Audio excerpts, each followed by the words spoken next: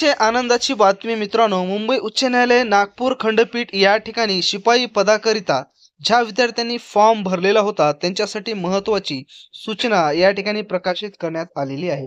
तर सूचना काय आहे ती संपूर्ण माहिती आपण या ठिकाणी पाहणार आहोत. तर दिनांक 17/2/2025 म्हणजे 17 फेब्रुवारी 2025 ला मुंबई उच्च न्यायालय नागपूर खंडपीठासाठी जाहिरात प्रकाशित करण्यात आलेली होती आणि त्या संदर्भामध्ये अर्ज मागवण्यात आले होते. या अगोदर सुद्धा लिस्ट प्रकाशित करण्यात आलेली होती, परंतु आता या ठिकाणी नवीन यादी प्रकाशित करण्यात आलेली आहे बॉम्बे हायकोर्टच्या वेबसाईटवर. तर काय सूचना दिलेली आहे, जवळपास 750 कॅन्डिडेट्सला या ठिकाणी शॉर्टलिस्ट करण्यात आलेले आहेत. त्यांना डॉक्युमेंट्स आता पाठवायचे. तर पहा, ही खाली लिस्ट दिलेली आहे.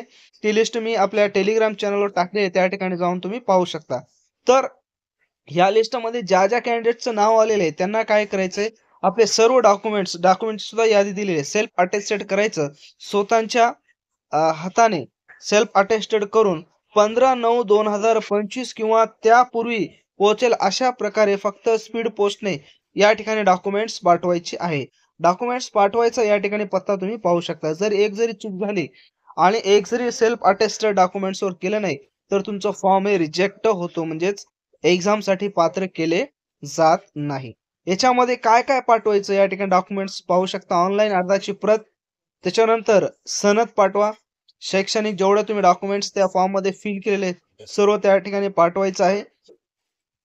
डोमिशियल सर्टिफिकेट, म्हणजेच अशा पद्धतीनं सर्व डॉक्युमेंट्स तुम्हाला या ठिकाणी काय करायचंय, पाठवायचे आहे, जे तुम्हाला समोर स्क्रीनवर दिसत आहेत. आणि फॉर्म या ठिकाणी तुम्ही तुमचे डॉक्युमेंट्स पाठवत असताना काय करायचं, A4चं जे या ठिकाणी लिफाफा तुम्ही घेत असाल तर त्या ठिकाणी शिपाई पदासाठी अर्ज अशा प्रकारे लिहायचं आहे आणि तुम्हाला त्या ठिकाणी वेळेमध्ये त्या पत्त्यावर तुम्हाला पाठवायचं आहे. तर या आसपास 723 कॅन्डिडेट्स शॉर्टलिस्ट केलेले आहेत, म्हणजे त्यांच्याकडून डॉक्युमेंट्स मागवले जात आहेत. तर अशा प्रकारची काही अडचण असेल तर कमेंट्स बॉक्समध्ये कमेंट्स करा आणि आपल्या व्हिडिओला जास्तीत जास्त शेअर करा आणि चॅनलला सबस्क्राईब करा.